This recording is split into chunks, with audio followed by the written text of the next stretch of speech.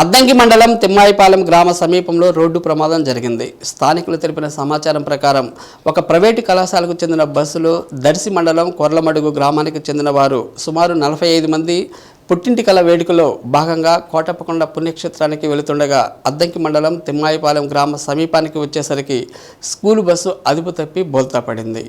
బస్సులో ప్రయాణిస్తున్న చాలా మందికి గాయాలు కావడంతో వెంటనే స్పందించిన స్థానికులు 108 వాహనానికి సమాచారం అందించారు. హుటాహుటిన సంఘటన స్థలానికి చేరుకున్న 108 వాహన సిబ్బంది గాయపడిన వారిని వెంటనే అద్దంకి ప్రభుత్వ వైద్య కళాశాలకు తరలించారు. సంఘటన స్థలానికి అద్దంకి పోలీసులు చేరుకొని ప్రమాదం జరిగిన తీరును పరిశీలించి గాయపడిన వారిని హాస్పిటల్కు తరలించారు. ట్రాఫిక్కు అంతరాయం లేకుండా పునరుద్ధరిస్తున్నారు.